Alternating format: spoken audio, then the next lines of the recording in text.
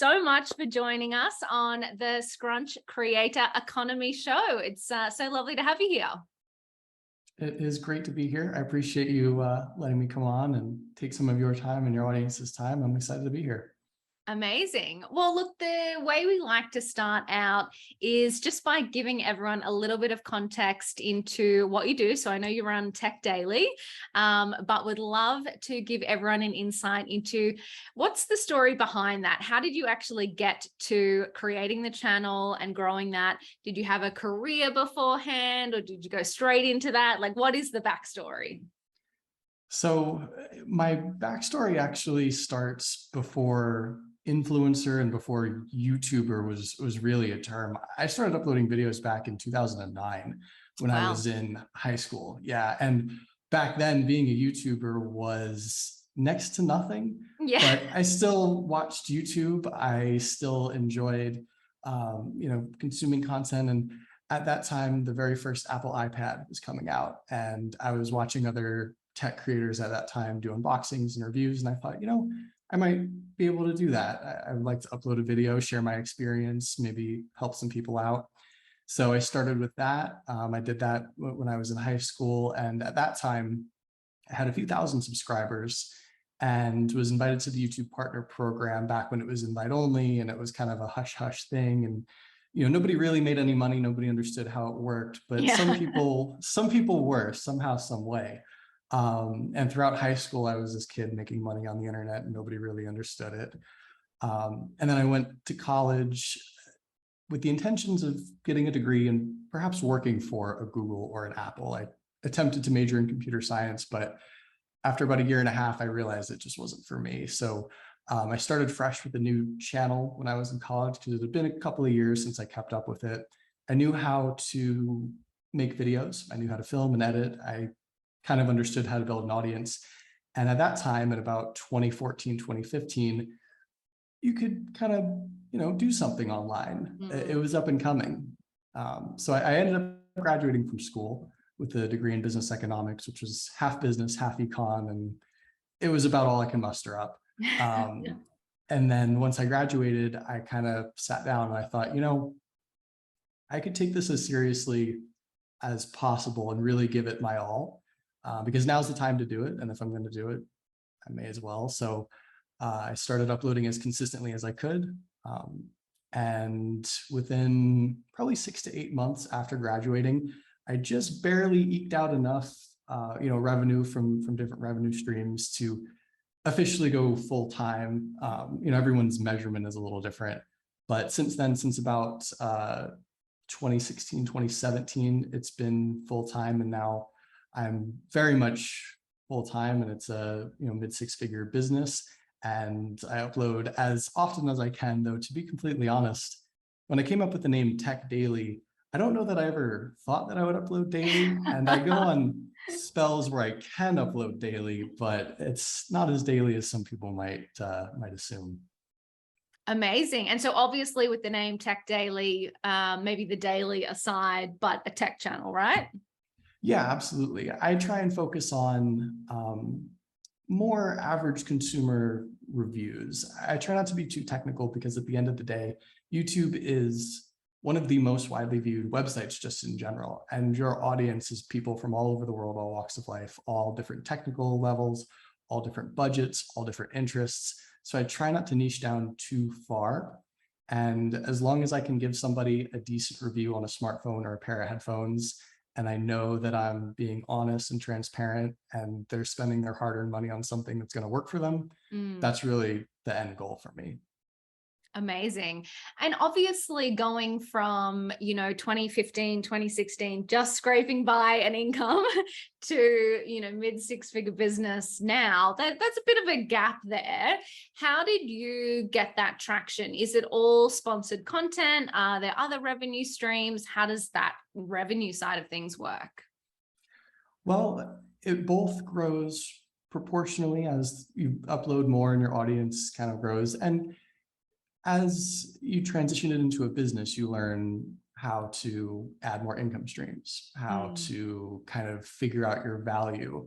Sponsorships and brand deals come in, you work with companies, you work with agencies, you you know, build different income streams in a lot of different ways. So in that time, you know, everyone I think starts with YouTube AdSense. You can monetize your channel, make money that way. And I think a lot of people understand that. Because my business, my channel is very product based, I'm really big with the affiliate earnings, Amazon, Ah, Best Buy, cool. Walmart, that kind of stuff.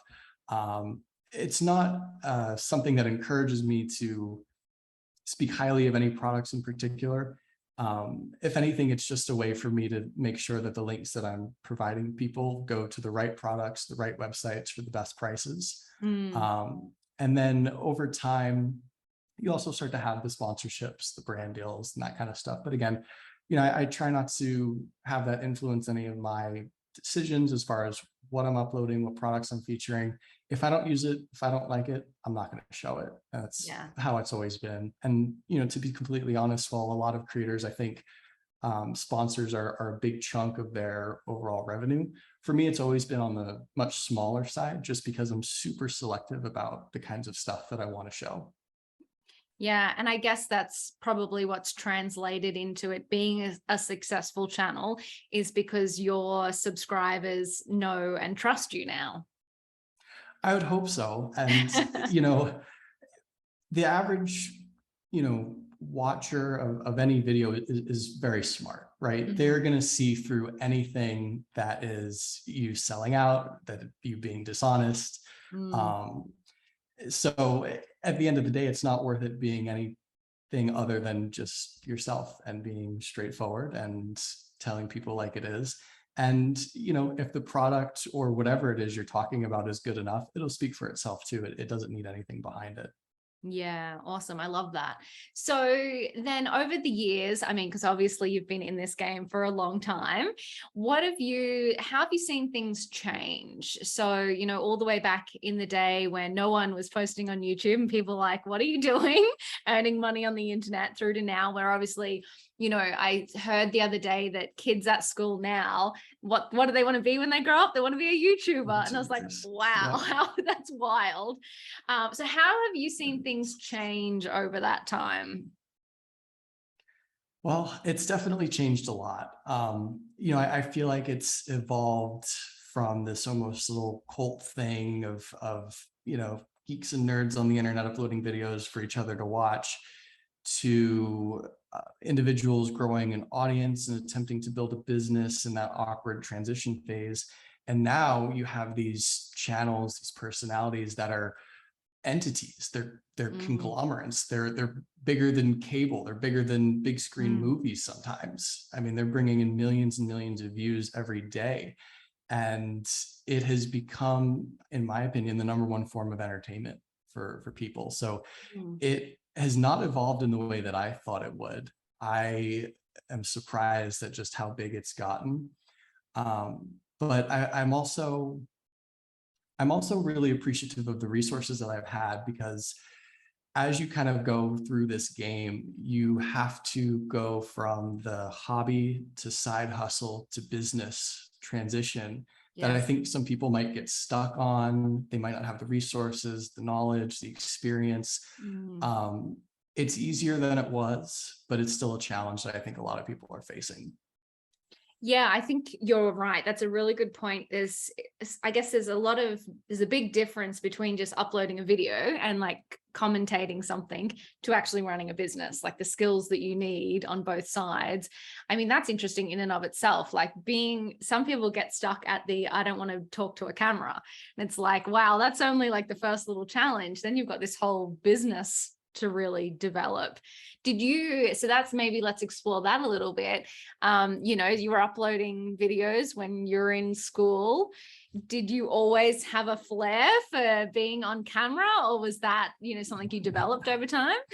Not at all. And to be completely honest, I don't even think I have any flair or any real interest to be on camera most days. When I first started uploading, it was, you know, my voice and my hands and the product, and that was it. And, Mm. you know, back then, it was almost a little embarrassing doing this kind of stuff. I mean, you have people looking you up online and hearing Yeah. your voice, and they're like, "Oh, was that you on the internet over there making a video? Like, what is it? What are you doing in your room filming yourself?" Like, it wasn't like that. And, Mm, now I think people get it, everything's online. People are always sharing pictures and videos and everything like that. So mm, it's a little bit more understood, but I've tried to develop a little bit more of a personality of myself, show myself more mm, in videos and thumbnails and things like that. I've always tried to put the brand, the channel, the products first. And that's also why I've kept the name Tech Daily since the beginning. I've mm, thought about transitioning into a personality, a figure, but it's never been about me. It's always been mm. about the products and my experience with them and just helping people make the best purchase decision or comparing different things or, just sharing our own experiences with the newest iPhone in the comments or anything else.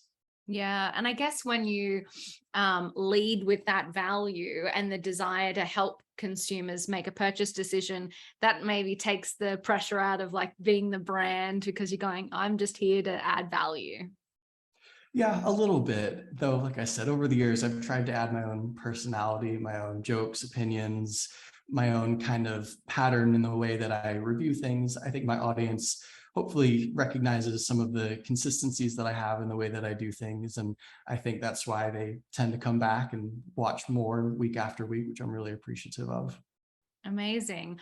And what about on the business side? So I know you obviously studied business to some degree. Has that helped you create the business, or where did you go for those kind of resources and figuring out how to create a business out of this? Well, I hate to say it, but school gave me about this much information. And from there, you kind of are on your own in a lot of Mm, ways. There's tons of resources online, everything from YouTube videos on how to, set up LLCs and S corps to tax advice that isn't advice, but, information. yes. And there's a lot of great stuff out there now. And it's just a matter of taking the time to learn and to kind of figure it out. I've also been very lucky that I've had friends and other creators who have kind of shown me the way, and we've worked ourselves side by side on the up and up as we've come through. And you ask, what are you doing? How are you doing this? What did you do when this problem came up? And I have a very knowledgeable CPA who works with both me and a number of other YouTubers as well. So we're all kind of on the same page. But it's a learning process, especially if you're not coming from a business background. If you're transitioning from a side hustle to making it a full-time business, or if you're transitioning from corporate job, a 9-to-5 job, and you have never really had the back end of business before, it Mm. is a challenge. And I think nowadays it's probably one of the biggest thresholds that keeps people from transitioning from side hustle to maybe more full-time, or at least, setting up a business properly. It's tough. It's tough sometimes, but you have to. Yeah. And I mean, it's really interesting. I guess it's a little bit meta talking about figuring it out by watching YouTube videos, being a YouTuber, but it's so Yeah. true, right? Like there's so much information about basically anything on the internet right now. There is. I mean, you could have a whole college curriculum, 4 years worth of stuff online, and that's great. And what's also interesting too, I'm sure there are a lot of fintech companies and creator companies and agencies that are coming up now that help people with a whole bunch of stuff, everything from accounting to invoicing to expenses to media kits to just, kind of being that helping hand. And that's really Mm, great because the creator economy is an economy. I mean, it is massive. There's so yeah. much there. There's so many people, and there's so much money to be made in all different facets. So a lot of those resources are great, and I've kind of dabbled in some of them as well, which is good. Yeah, and you are so right. Like, I guess we used to say bloggers, we used to say influencers, and now they're kind of going, oh my God, this creator economy is absolutely massive. And you are right. There's so many tools now that we didn't have access to in the past that actually make some of the more complicated business things a little bit more streamlined when we're building a creator economy style business. Yeah, I mean, the biggest piece of the puzzle is just finding people who understand. And Mm. hopefully finding the people who understand with the resources or the money or the information that can back you. This creator economy doesn't have the same kind of resources or history as a normal, mom and pop shop, brick and mortar business. So you can't go to the bank, you can't go to an accountant, you can't go to all these people that you would otherwise ask for help when setting up a business or figuring things out. But nowadays, there's a lot of resources out there for creators, which is great. Yeah, that's so cool. And I love, so you talked about when you were going through the ranks, collaborating with other creators and kind of, hey, how do you do this? Hey, let's support each other. How have you found that? So just, I guess, thinking about the creator economy more on a creator level, how have you found like communities and working with each other and leveraging each other's audiences and insights to grow your channel? It's been absolutely essential. Back when I was kind of very first uploading back in the older days of YouTube, collabs were a big thing. Not so much anymore, but on the back end, just talking with people. Being a YouTuber is a very lonely game sometimes, a lonely job. A lot of your friends live in different states, different countries. You may or may not get to speak with them every day or every week. But if you can kind of build a network of people doing similar things, you really learn a lot. You learn, the business side of things, but you also kind of figure out different tools of the trade, uploads and titles, thumbnail tricks. You learn also about your worth when it comes to sponsors, brand deals. I know it's kind of taboo, but you really have to kind of ask people like, hey, what do you charge? How is this deal? How is this brand working with you? What are the pros and cons? Because what you don't know can really, affect your business. It can affect the collaborations. It can affect the content. So finding people who you trust, who are doing the same things, is the best form of collaboration, I think, right now for other creators. I think that's so true because one thing that always interests me, so we used to have an influencer agency and, every influencer would charge something completely different. And I would often see, influencers kind of, or creators, get the raw end of the deal because they didn't know what to charge.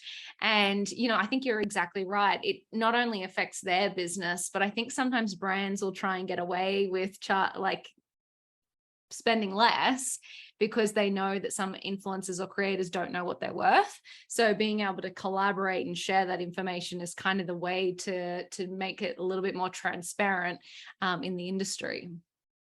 Yeah, absolutely. I mean, there's no, glassdoor.com for YouTubers, right? You're not going to look up what a YouTube salary is. You're not even going to be able to really look up what sponsor rates are or what some brand deal was for some person. You're only going to be able to do that by talking with other creators who have already been through it. And, from a brand's perspective, I totally understand that there's a lot of value in working with as many creators as possible for as little upfront as possible, sending products, PR packages, things like that. But at the end of the day, a lot of creators nowadays, as you know, have massive influence, massive reach, and their money is much better spent on influencers than it is on Google ads or Facebook ads, where they're casting a massive net for tens of thousands of dollars, hoping to get a fraction of a percent of conversion. Yeah. Where on the other end of things, the influencers have the audience, they have the engagement, they're creating the content that would otherwise they would have to hire some PR company or some, studio to create. So, I say to creators that you have no idea the costs that you're kind of helping cancel out with a lot of these brand deals. Yeah, it's so true. I say that to brands all the time. Like there's a laundry list, for an influencer. They're the photographer, they're the model, they're the venue, they're the editor, they're the advertising reach. They're all these things wrapped into one small cost. I'm like, you can't get that out of an ad. It's insane. Yeah. And I mean, it really goes to show that the skill set of the average influencer nowadays is very, very high. Yes. We're everything. Yeah. The editor, the filmmaker, the writer, the producer. I mean, it's a 10-in-1 job. Yeah. Oh my God. And then you have to be a business owner, or you have to do your bookkeeping, your invoicing, customer service. Yeah, it's crazy. And build your own channel all at the same time. Yeah, if you can Yeah. balance it, you know. Oh, that's so good. So I guess in that vein, what have been your biggest challenges over the last many, many years? Um, you know, the challenges come with the seasons, right? So when you're first starting out, it's you don't have a clue. You don't know how to upload, when to upload, how to edit, how to even, you know, light your product well enough to see. You know, in the mid stages, it's definitely the growing pains of Mm, figuring out, can I do this full time? If I do, am I going to take this leap? How long am I going to last? Am I going to sink yeah. or swim? And then once you kind of become full time, some of my biggest challenges have really just been, you know, pricing and negotiating certain things. I would also say hiring. I'm a one man band, and I would love to have an editor, a writer, an assistant, a brand manager. Aside from my CPA who I've worked with for a couple of years now, I do as much now as I did from the very first day, and a lot Wow. of times, you know, more than that. Mm. So I would love to have another me, you know, sit right next to me and Clone do you. just as much. Yeah. But you know, that's definitely one of my biggest challenges. And I think it's a challenge for any small business to hire somebody. Mm. But a lot of times people say that, you know, you just have to get somebody because somebody's better than nobody. And if you have to train, teach, babysit, or otherwise just formulate them into this person that you want them to be, it pays dividends in the end when you get the right person. Yeah, absolutely. And I think that, I mean, it's a good comment getting the right person. I think that hiring is hard, like whether you're a creator, whether you're a small business, I think whether you're a big business, people are always difficult, you know, to find the right person, the right skills, invest the time in training, they move on. Yeah, it's really hard.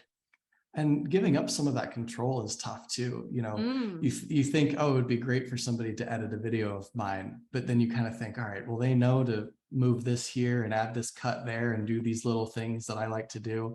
But I have a lot of friends who have editors and different people who help them with content, and they say, you know, you kind of have to just let that stuff go because the little things only you are gonna even think to know to put that there. But the mm, video as it's, you know, as it is, nobody's gonna know. It's yeah. okay. And at the end of the day, like, you get more content out there, your audience is seeing more, you have more free time. So it's tough giving up some control because this is your baby, you built this thing, and you don't want to, you know, you don't want to poke at it too much. Yeah, exactly. No, that's really interesting. Okay, cool. So then let's talk about today. So if do you think that there is still opportunity for a creator to get started today if they were starting from scratch? Yeah, absolutely. You know, a lot of people say that there's a lot of saturation, it's very crowded, but I say that the resources, the audience, the eyeballs, and the money that's all out there right now, it is the perfect time for somebody to dive in. And like I said, the resources are there too. Thousands, if not millions of people have done this before. Mm, So I would say that it's a great time, probably the best time. And I think it will continue to be a really good time to be any form of influencer, whether it's a YouTuber or an Instagrammer or a blogger or whatever you're interested in. You don't have to mm. film. You can take pictures. You don't have to take pictures. You can write. Um, there are a lot of opportunities out there. That's so cool. Where would you suggest someone get started? So if they say, okay, I'm ready to take the leap, I'm going to be a creator of some type, you know, would there be any tips that you have for someone on where they should actually start? I would say that, you know, the first thing you have to do is decide what it is you want to do, right? Do you have hobbies, interests? Do you collect something? Do you really like something? And I'll also say that just be careful because when it becomes your full-time job, it becomes a little much. I really like tech, but when it's your full-time job, you know, I have other hobbies that I wouldn't make a YouTube channel out, you know what I mean? Mm, So, you know, determine that and then decide, okay, um, am I comfortable on camera? mhm. Yes or no. If you are, I would say dive into YouTube. If you're into short form content, reels, TikToks, that's one thing. But for me personally, I found that great to build an audience, not so great to monetize. So you kind of have to Mm. decide, where you're at with that. If you're not comfortable on camera, can you take pictures of other things? Hop on Instagram, start a blog, maybe you like travel, maybe you like food, maybe you like something like that. Or if you're a writer, there are a lot of great written content blogs out there still that are great for building a business, building a brand. And worst case, if you're the writer, you can hire other people to take pictures. You can hire other people to film videos.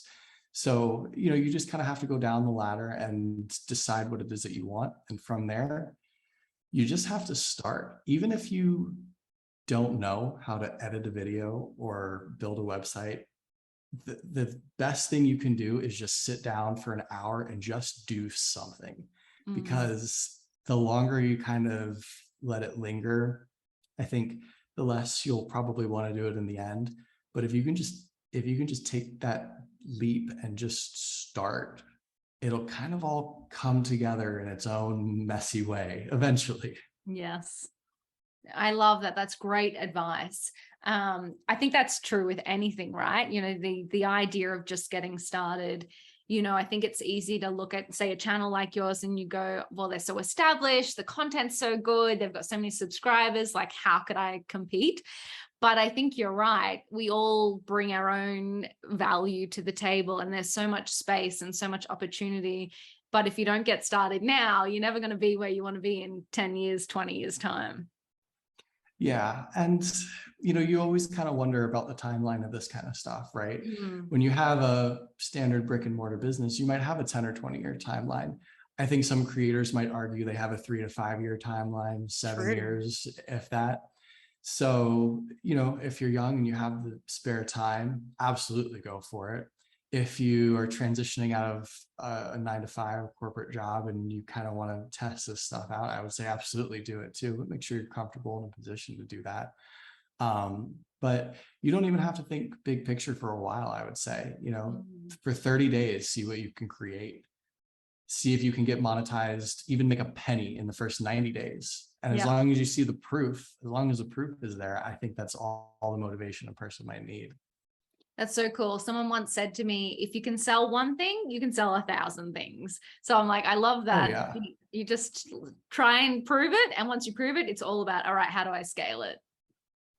It is. And it's, something like this is very exponential, right? It's not like you're going to kind of go from 1 to 2 to 3. You're going to go from 1 to 2 to 4 to 8 to 16 to 32. Next thing you know, you have this backlog of content, this audience that's ready for more. And it was all just because it kind of built on itself. But like I said, it's very much not linear. A lot of the growth that I've had has been exponential, and you almost like reach a new kind of bottom and you go again exponentially, you reach a new bottom. So yeah, I mean, there's so much opportunity out there. That's so cool. And so what do you think's next? So looking forward, we know that, I feel like the creator economy is just getting started. What do you think is coming next? What kind of trends for influencers or creators do we need to look out for? So as much as I am not a big of a fan, short form content is what's in TikTok, Instagram Reels, however you want to classify it. And I think it's really interesting how people can grab an audience's attention within a fraction of a second and hold it nonstop for 15 or 30 seconds. I genuinely believe that YouTube would transition towards long form content. There are great 30-minute long, well-researched videos out there, and I thought that was the way.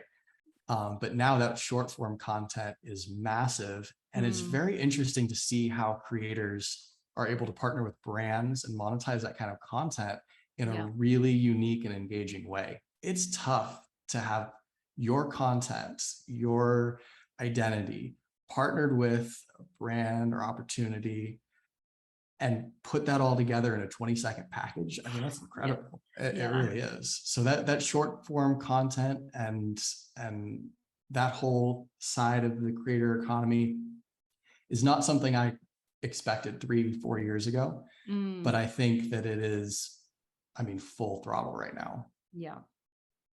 Awesome. I love it. Well, thank you so much for Thank spending you. your time with us today. That's absolutely incredible.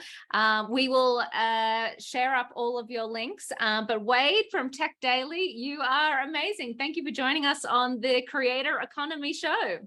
Thanks so much for having me. I really appreciate it.